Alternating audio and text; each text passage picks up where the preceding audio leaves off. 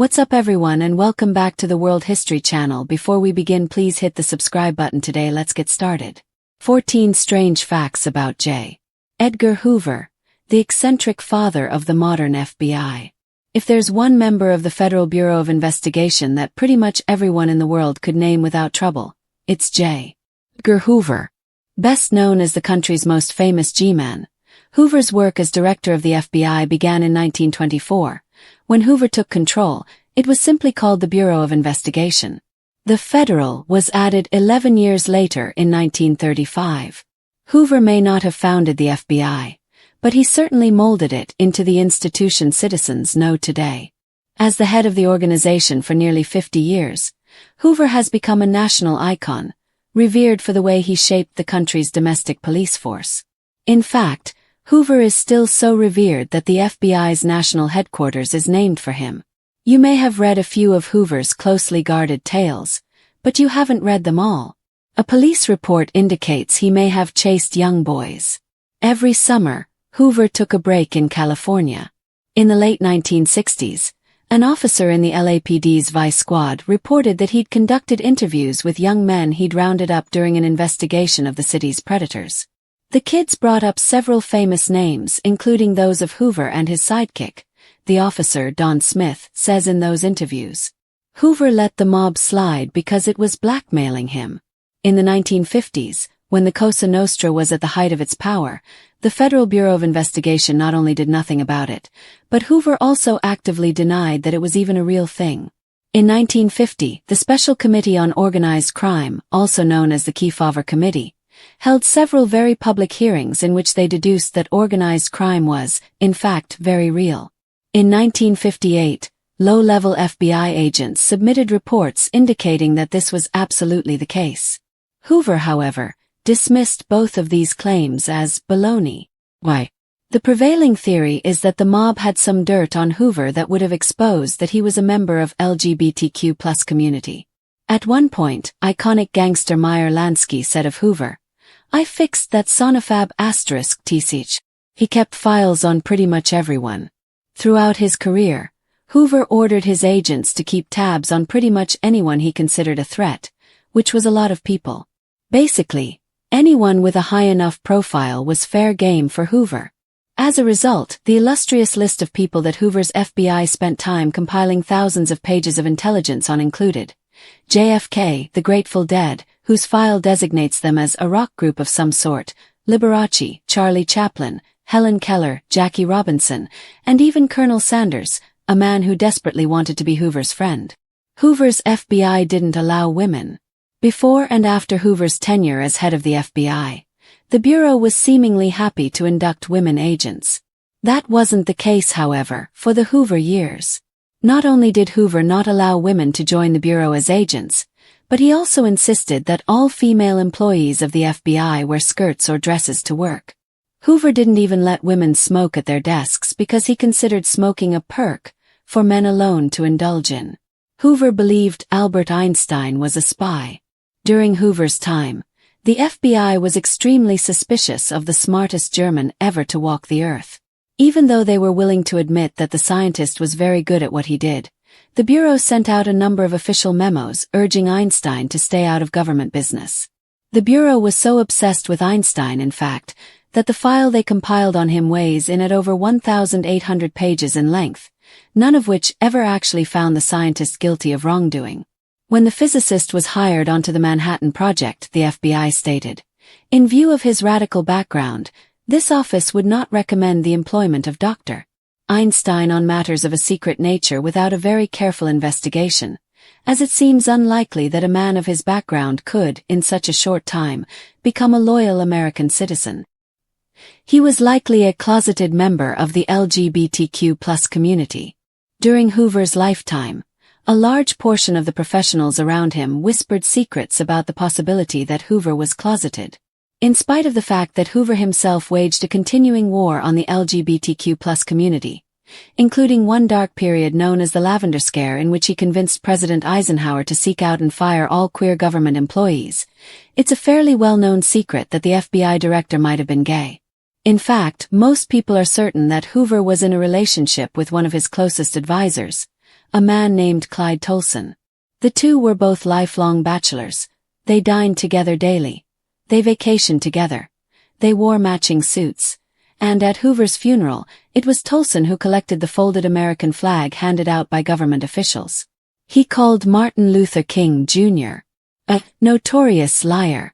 While Hoover is far from the only government official to have been concerned about MLK's rise to prominence throughout the late 50s and early 60s, he was one of the most outspoken adversaries of the civil rights leader. In fact, in 1964 Hoover told reporters, "Dr. Martin Luther King is the most notorious liar in the country." He was a master of propaganda. Hoover ran a steady stream of propaganda designed to portray him and his agents in the best light possible while he was in charge of the bureau.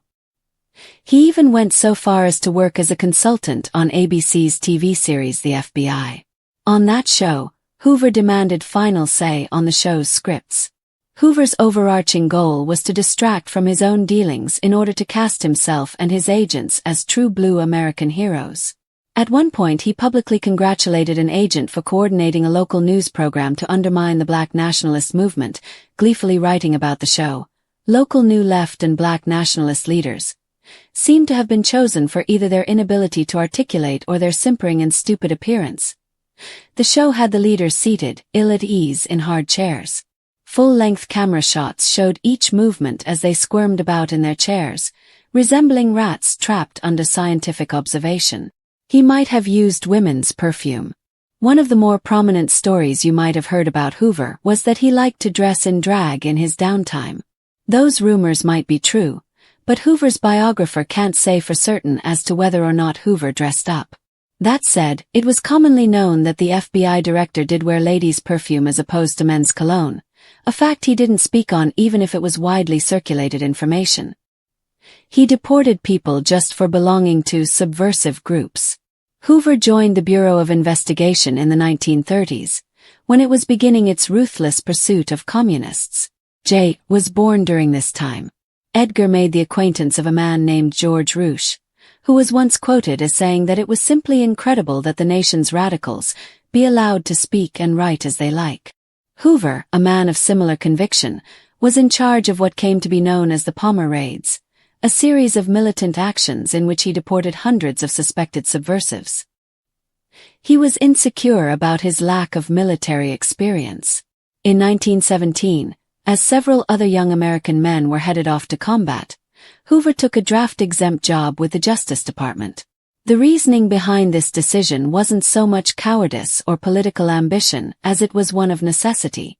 Hoover was in charge of his family's welfare in 1917 and supposedly took the JD job in order to pay the bills. This lack of service in the military seemed to haunt Hoover for the rest of his days. He even went so far as to lead BOI raids in the early 1920s. He also personally interrogated criminals and was known to have some zeal for action. Joseph McCarthy was one of Hoover's heroes. Though Hoover never publicly joined a political party, he was, in private, a staunch Republican. As such, his behavior as head of the FBI was largely influenced by those beliefs, especially in the early days of Senator Joseph McCarthy's infamous communist witch hunts in the 1950s. At one point, Hoover surreptitiously supplied McCarthy with evidence that Truman's State Department was harboring 200 members of the Communist Party, evidence McCarthy used to gain political and public steam. Hoover took credit for solving the Lindbergh case. In 1932, a couple of people snuck into the house of the most famous man in America, aviator Charles Lindbergh, and made off with his 20-month-old son. This action became the biggest story of the 20th century up to that point, igniting a nationwide manhunt. A few months later, after the ransom had been paid, the Lindbergh baby's body was found in the woods near the house. It took 3 years and several failed strategies until police happened upon Richard Hauptmann, the man who went down in history as being guilty of the abduction. Though Hoover and his FBI had only a cursory involvement in finding and catching the culprit, Hoover was quick to take as much credit as he possibly could. After all, it was a big case and, even though most of the credit goes to New Jersey police, Hoover had a bigger microphone, which made it easier for him to take the spotlight. Hoover's arsenal included a significant amount of extortion. Throughout his tenure with the FBI, Hoover was never shy about using his agents as his own personal peeping toms. Legal or not, Hoover would have his agents spy on anyone and everyone whom he might deem useful. Hoover especially enjoyed using this tactic on politicians. By the end of his career, Hoover had more than 1,600 files on senators and congressmen locked away in his office. This information contained everything from which senator was cheating on his wife to whatever congressman had a gambling problem. Hoover would collect any information he thought might tighten his grip on Washington, and kept it ever at the ready for blackmail. If there's one member of the Federal Bureau of Investigation that nearly everyone can name without a second thought, it's J. Edgar Hoover, the infamous and enigmatic figure whose nearly 5-decade reign over American domestic intelligence not only reshaped the FBI but fundamentally influenced the 20th century U.S. political landscape. When Hoover assumed leadership of the Bureau in 1924, it was not yet the formidable force we know today. It lacked both the federal designation and the nationwide power it would later wield. Under Hoover's iron-fisted and increasingly paranoid direction, however, the Bureau expanded from a modest government agency into an omnipresent force capable of influencing presidents, dismantling social movements, and surveilling citizens with impunity. By the time the Bureau officially became the Federal Bureau of Investigation in 1935, Hoover had already laid the groundwork for a sprawling, surveillance-driven network built on secrecy, intimidation, and meticulous control over public perception. Hoover continues to be the subject of intense scrutiny and fascination despite, or perhaps because of, his controversial tactics. Strange and frequently upsetting facts about his private life and public policies are emerging. For instance, a particularly damning allegation surfaced from a police report in the 1960s. LAPD Vice Officer Don Smith claimed he had conducted interviews with several young boys allegedly exploited by powerful figures, and among the names mentioned by the victims were J. Edgar Hoover and his right-hand man Clyde Tolson. Though these claims were never formally investigated or substantiated, they added fuel to persistent rumors that Hoover's private life was not only scandalous but deeply hypocritical, especially in light of his moralistic public crusades. This hypocrisy appears again in the FBI's near-total avoidance of cracking down on the mafia during the mid-20th century, when organized crime ran rampant across the U.S. While countless newspapers, law enforcement agencies, and government committees, like the infamous Kefauver Committee of 1950, produced overwhelming evidence of the mafia's grip on American life, Hoover flatly denied the existence of organized crime. One explanation for his stubborn denial is blackmail. Many believe that mob boss Meyer Lansky and others had compromising material on Hoover's private life, particularly relating to his sexual orientation, which they used to keep him and the FBI out of their business. Lansky was even quoted as saying, "I fixed that sonofab *tch," further suggesting a hidden power struggle at the highest levels of law enforcement. Hoover's paranoia was not limited to mobsters. He famously kept sprawling intelligence files, some as thick as small novels, on virtually anyone who gained public influence. Celebrities, activists, and political leaders were all fair game. The list of those surveilled by Hoover's FBI reads like a who's who of the 20th century. John F. Kennedy, Marilyn Monroe, Eleanor Roosevelt, Martin Luther King Jr., the Grateful Dead, Liberace, Charlie Chaplin, Jackie Robinson, and even Colonel Sanders. The reasons varied. Suspected communist ties, supposed sexual deviance, or simply possessing enough public influence to be perceived as a threat to Hoover's idea of American purity. He wasn't just interested in political radicals either. Cultural icons were scrutinized for their behavior, personal associations, or potential to sway public sentiment. Therefore, it is ironic that someone who was so preoccupied with controlling the lives of other people was also a living contradiction. For example, despite the FBI's fluctuating policies on inclusion before and after his time, Hoover outright banned women from serving as FBI agents during his nearly 50-year rule. Not only did he exclude them from roles in investigations, but he also made it a rule that all female employees must wear skirts or dresses. Pants were not allowed, and that women cannot simply smoke at their desks, calling it a perk for men. This level of micromanagement extended even to matters of science and intellectualism. Hoover harbored intense suspicion of Albert Einstein, the famed physicist whose theories revolutionized modern science.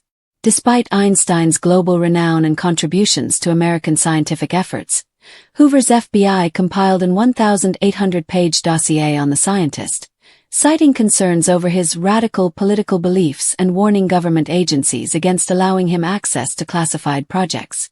When Einstein was brought on to advise the Manhattan Project, the FBI objected, stating that it was unlikely that a man of his background could, in such a short time, become a loyal American citizen. This obsessive scrutiny, rooted more in xenophobia and fear of the unknown than in any tangible evidence, was emblematic of Hoover's larger crusade against what he viewed as threats to national purity. Hoover's contradictions become even more striking when one considers his own rumored identity as a closeted gay man. Despite orchestrating purges of LGBTQ+ individuals from federal employment during the 1950s Lavender Scare, a witch hunt that ruined countless lives, Hoover was widely rumored to have had a long-term romantic relationship with Clyde Tolson, his close friend, confidant, and second-in-command at the FBI. The two men were inseparable. They dined together every day, vacationed together, and even wore matching suits. Upon Hoover's death in 1972, Tolson inherited the bulk of his estate and received the folded American flag presented at his funeral, honors typically reserved for family. Though Hoover never publicly acknowledged his sexual orientation, many historians and former bureau insiders have expressed near certainty that his relationship with Tolson was romantic. The double life he likely led, one that demanded the public persecution of the very identity he may have privately embraced, adds a tragic and unsettling layer to the mythos of the man who saw himself as the final arbiter of American decency. Nowhere is Hoover's sense of moral superiority more apparent than in his vendetta against Martin Luther King Jr. Hoover saw the civil rights leader as a threat to the social order despite his support for nonviolent resistance and equal rights. He authorized extensive surveillance of King's activities, wiretapped his phones, and even attempted to blackmail him into suicide by sending an anonymous letter that included details of King's alleged extramarital affairs. In a public press conference in 1964, Hoover called King the most notorious liar in the country, a statement that drew widespread criticism but nevertheless reflected the FBI's hostile stance toward civil rights movements under his leadership. Throughout all of this, Hoover carefully curated his public image using propaganda as his weapon of choice. He micromanaged media portrayals of the FBI and even worked as a consultant on the long-running TV series The FBI, which aired on ABC with his full endorsement. Hoover demanded final script approval and used the show as a platform to paint the FBI as a heroic force for good, while subtly promoting his personal values and worldview. His use of propaganda extended beyond entertainment. Hoover orchestrated media campaigns against political adversaries, social movements, and even fellow government officials.